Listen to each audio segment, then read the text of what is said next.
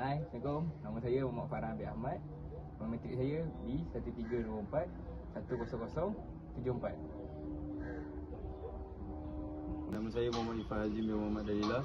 Nombor metrik saya B1324-10015. Hai, nama saya Amir Amiwan. Nombor metrik B1324100081. Firstly, for the disassemble, first we remove the brake drum.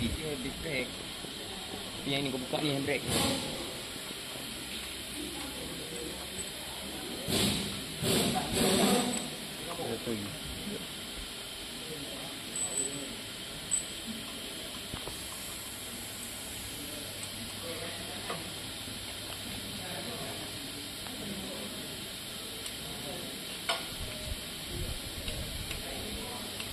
And then we take off the wheel hub using the spanner.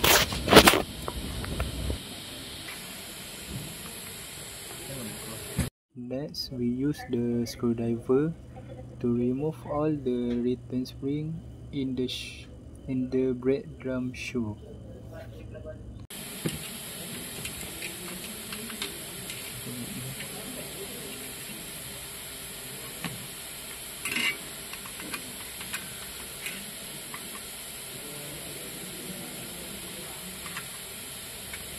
Kalau nak record tak jadi je. Aku isap betul ni. Tu lah masalah. Aku takut juga je. Takut kena orang. Kameraman selamat kan? Kameraman ni selalu tak selamat. Oi. Kenapa? Kena tu. Ada sikit tupik.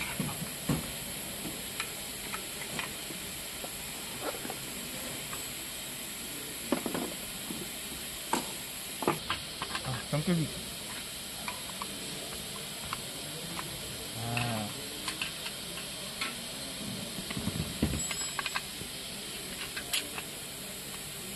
Oh, dia ada pin.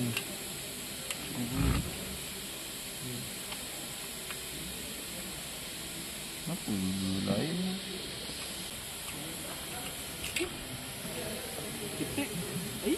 Tangan pakai dua. Pakai satu memang lah. Nampak tu. After we finish remove all the return spring from the shoe, and then we using the plier to twist the shoe hole spring to remove the leading shoe and the trailing shoe in this drum brake. After that, we remove all the part inside the drum brake, and then we are ready for the inspection.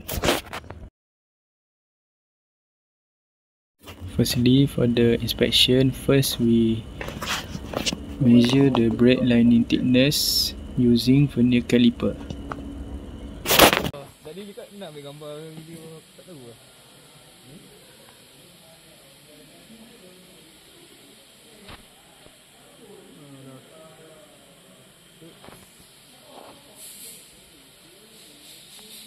Allah, sekejap. Anjing. Dia pegang. Bodoh.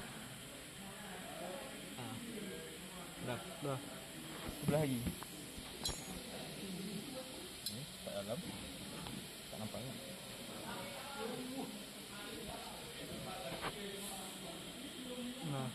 Ini sebelah kiri ni okey sikit. Tebal. Sekejap.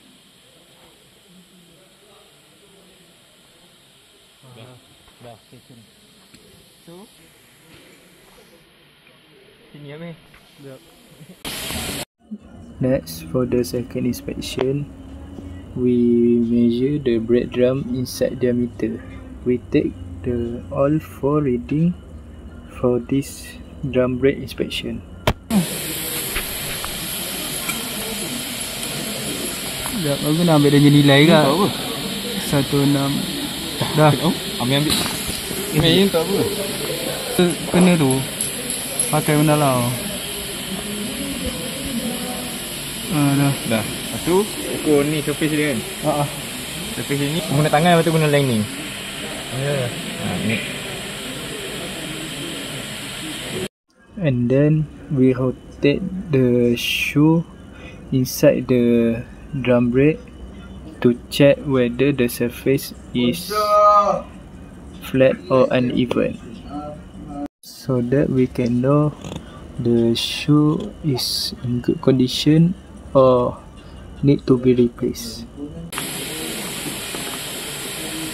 Saya tak gambar sekali lah.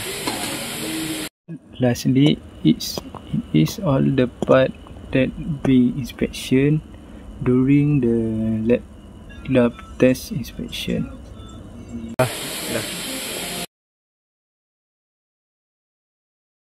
For the assemble, first we put back the shoe into the back plate.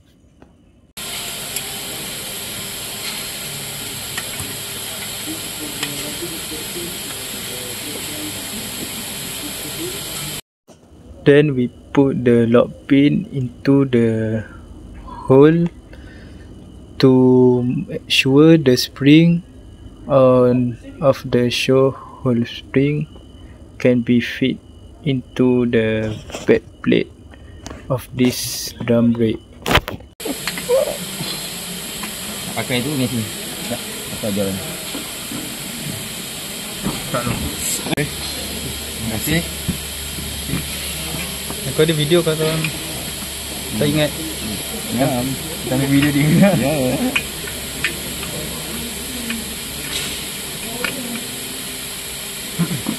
Ni.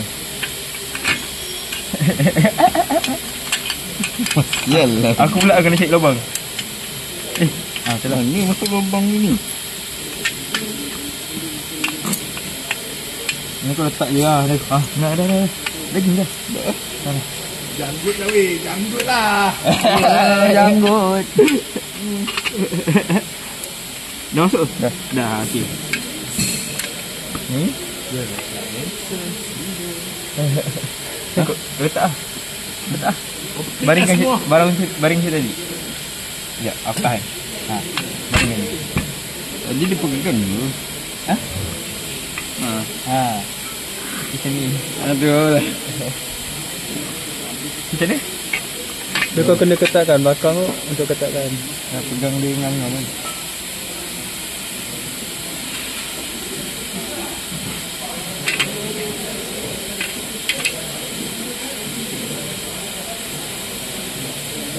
Ni ketatkan ni. Sebelum tu ni tak masuk ni.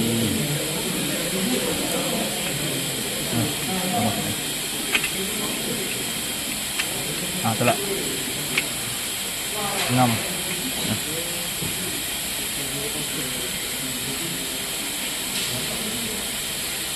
Ni kan? Lepas tu dengan ni kot. Kau tahu ni. Tak, dia kelip dulu. Lepas nak ketatkan baru pusing. Ya, aku dah tu. Kita ada guna lagi kan? Kan dia ada guna lagi? Okey. Tak ada. Pakai lagi tu. Ada. Boleh. Tapi yang lupa pulang, tak balik. Dah. Kan, tekan.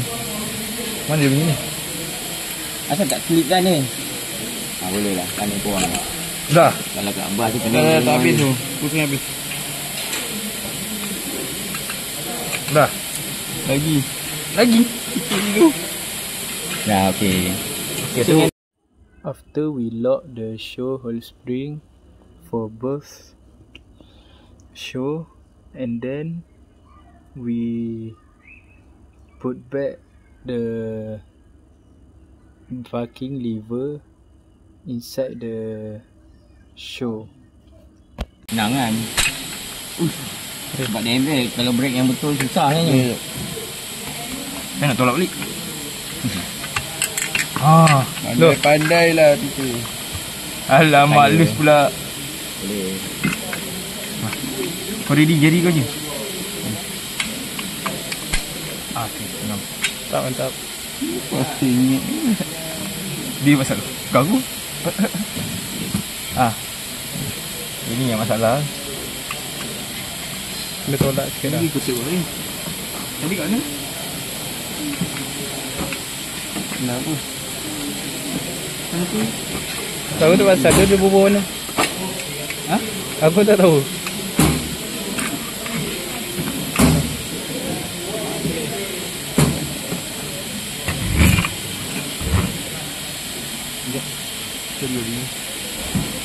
Kemudian lah.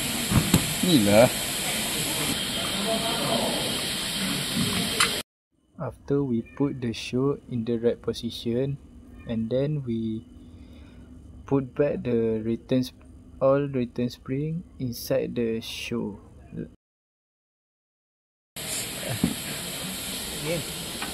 After we finish assemble shoe into the back plate, then we hanging that into the body chassis to put wheel into the chassis body car again.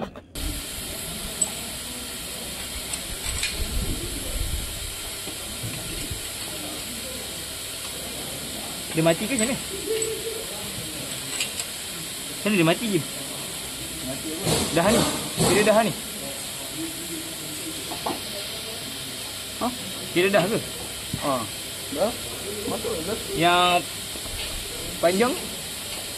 Panjang apa?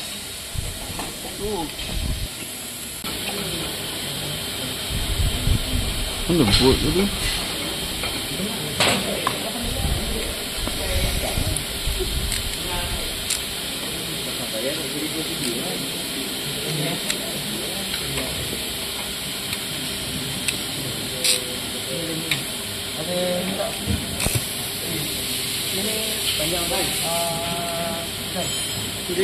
Dekat bodoh-bodoh.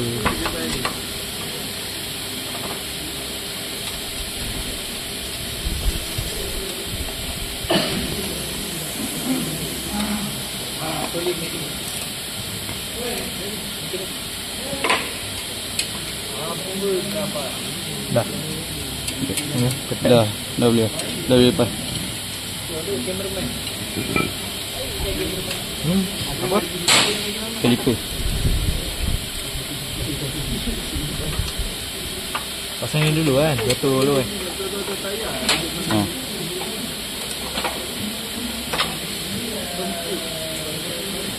Dah. Ya, lemah.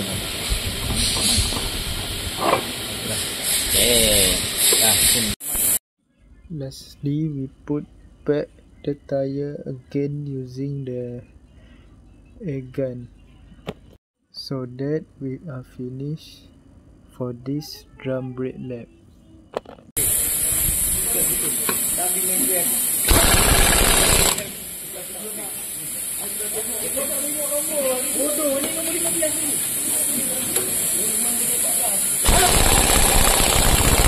Hi, my name is Irfan Hazim. So for the drum brake, we have 20 parts that we know. So the first one, brake drum, brake shoe, primary, brake shoe, secondary, adjuster lever, adjuster screw, assembly, return spring upper, return spring lower, hold down spring and pin, anchor pin, brake plate, braking plate, wheel cylinder assembly, piston, cup seal, spring inside wheel cylinder, bleeder screw, mounting bolts, bolt for wheel cylinder or braking plate, brake hose, wheel hub and dust shield. There are 20 parts. So for the condition drum brake parts that we inspect before the service is, the first is brake drum. There's a little bit rusty. For the retainer spring is in good condition. Shoe and lining assembly thickness good condition. Shoe to shoe spring, the first one in good condition. Shoe to shoe spring, second one also good condition. Piston good as new, and brake drum also good condition. For the inspection of brake drum brake parts, The brake lining thickness is 20.4 mm. Brake drum inside diameter, there are 4, which is the first one is 167.39 mm. The second one is 167.22 mm. The third one is 161.05 mm. And the last one is 164.07 mm. Shoe and lining assembly thickness is in good condition. For the discussion, first, based on your finding, what is the condition of brake shoe lining? Should it be replaced with new shoe lining? The answer is, based on the inspection, the brake shoe lining was found to be in good condition with sufficient thickness and even surface wear. There were no signs of crack, glazing, or oil contamination. Therefore, the brake shoe lining is still safe to use and does not require replacement at this stage. For the second is, explain your result of drum brake inside diameter. The answer is, the measure inside diameter of the drum brake was within the manufacturer service limit, indicating that the drum is still in good working condition. The inner surface was smooth without noticeable scoring or wear mark, ensuring proper contact with the brake shoe for effective braking performance. And for the three question is, if deep crack found on the drum, can it be repaired? Explain your answer. The answer is, no deep cracks were found on the drum during inspection. The drum surface was in good condition and free from structural damage. If a deep crack were even detected, replacement would be necessary, as repairing a cracked drum is unsafe and not recommended. And for the last question is, what is the advantage of drum brake compared to disc brake? The answer is, drum brake offers several advantages such as lower manufacturing and maintenance costs, higher braking force due to the self-energizing effect, and effective operation as parking brake. In addition, the enclosed design provides better protection against dust, dirt, and water compared to the disc brake. For the discussion, first, based on your finding, what is the condition of brake shoe lining? Should it be replaced with new shoe lining? The answer is, based on the inspection, the brake shoe lining was found to be in good condition with sufficient thickness and even surface wear. There were no signs of crack, glazing, or oil contamination. Therefore, the brake shoe lining is still safe to use and does not require replacement at this stage. For the second is, explain your result of drum brake inside diameter. The answer is, the measure inside diameter of the drum brake was within the manufacturer service limit, indicating that the drum is still in good working condition.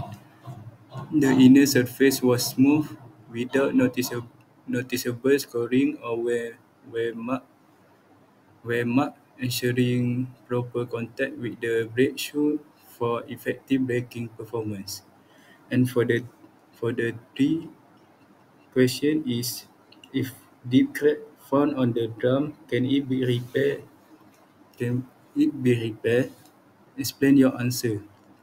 The answer is, no deep cracks were found on the drum during inspection. The drum surface was in good condition and free from structural damage. If a deep crack were even detected, replacement would be necessary, as repairing a cracked drum is unsafe and not recommended. And for the last question is, what is the advantage of drum brake compared to disc brake? The answer is drum brake offers several advantages such as lower manufacturing and maintenance costs, higher braking force due to the self-energizing effect, and effective operation as parking brake. In addition, the enclosed design provides better protection against dust, dirt, and water compared to the disc brake. Overall, we managed to conduct lab 3, which involved inspection, removal and refitting of drum brake. Within the lab, we managed to identify each part of the drum brake and determine if all parts are in good condition. All of the members were taught how to test and diagnose landing condition by checking the thickness and also replacement procedure if one of the shoe component is ever damaged. We also learned that the brake system must be well maintained at regular interval. Finally, we learned the whole concept of drum brake system. That's all. Thank you.